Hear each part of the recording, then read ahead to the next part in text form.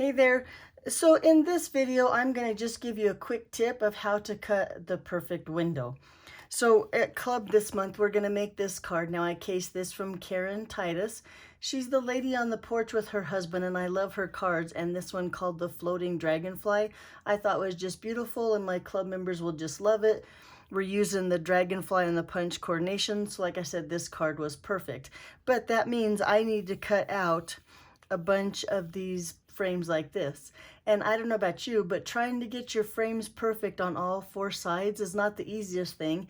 And I want mine to look really good because I'm cutting them for other people. So let me show you what I came up with. So I'm going to use my my rectangle stitch dies. And I just have a couple of them here. And it would depend, what size you need as to what size of the rectangles, or which one of the rectangles you use. Let me fix my grid paper. So I'm going to take the smaller of the rectangle dies. The cutting side is down, and I'm going to line it up on my grid paper. I'm going to line it up down here so that it's right against this line. I'm going to line it up in the corner here of those two dark lines, making sure it's straight. Okay, then come in with the larger one and lay that on top using those grid paper lines to get it lined up, see, on all four sides. So you figure there's about a square in between my two dies on all four sides, and I think that looks, I think this one needs to go up just a little bit higher though, maybe. Once I get it set, I only have to do this once, which is really nice. But I think that, I'm gonna get my head in here real quick, is a little better, and I think that looks really good. What do you think? Okay, so then I'm gonna bring in my press and seal. It's always in my craft room. I think I use it more in my craft room than I do in my kitchen, but I'm gonna tear a piece of press and seal that's about the size of my dies, like this. Now carefully, making sure I don't move my dies, I'm going to try to lay the sticky side of the press and seal right over my dies like that. Now hopefully I didn't move them, but since it's see-through, I can check and see that, yeah, I think it still looks good. So I'm going to press that down. Okay, make sure my dies are in there really well. Then you can lift this up. Sometimes it's easier to tell looking, front ways at you. But anyway, I think my frame looks pretty good now. I'm going to put that away. Then I'm going to bring in some wax paper, and I'm going to tear that about the same size as my frame too, and lay that frame sticky side down onto, and you know what, no, here we go. I almost changed my mind, but I'm going to just lay it just like this, sticky side down on my wax paper. Now what this does is it makes it easy to cut away that extra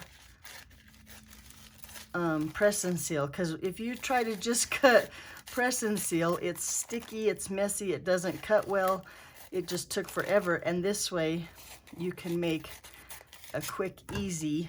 Now I'm going to hang on to that wax paper here because I'm going to use that when I cut or run it through my die cut machine.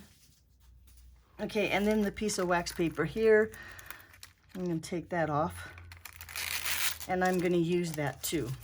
So let's bring in our platform. I have here, of course, number 1, number 2, number 3, and then I'm going to put my basic white paper, and then lay that wax paper onto my paper. Take my frame, sticky side or cutting side down onto the wax paper. So I have my die cut sandwich, my cardstock, wax paper, and then my frames with the press and seal, and then of course another clear cutting pad. So let's run that through the die cut machine here.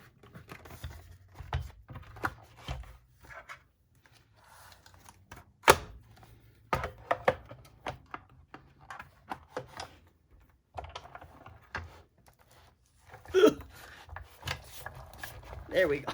That was a tight sandwich, but I got it through. Okay. Now, you know, if you've used these stitched rectangle dies, sometimes it's hard to get your paper out of there, but now the wax paper will help with that. So it comes right off just like that. And then let's get rid of this piece of wax paper. The wax paper is also protecting your paper from the cut and seal, because the cut and seal normally would stick to your paper. But look, now you have this piece for another project another time. There's my wax paper from the center. And then watch, this is my perfect frame right here. Looky there. Perfect every time. And now I can go take this and do the exact same thing, run it through my die cut machine, I don't think endless times. And then when I'm all said and done, all I have to do is take that press and seal. Whoops, here's a piece of wax paper stuck in there. And just take it off my dies. It doesn't hurt your dies one bit. And then you're good to go. But I'm going to put that back on because I have a few more to cut. So I'm going to go ahead and cut out some more rectangle windows. Thanks for watching. I hope I forgot my wax paper. Yikes. Okay. But anyway, thanks for watching. I hope this tip helps. And next time you go to make a frame, you won't have any problems at all. See you next time. Bye-bye.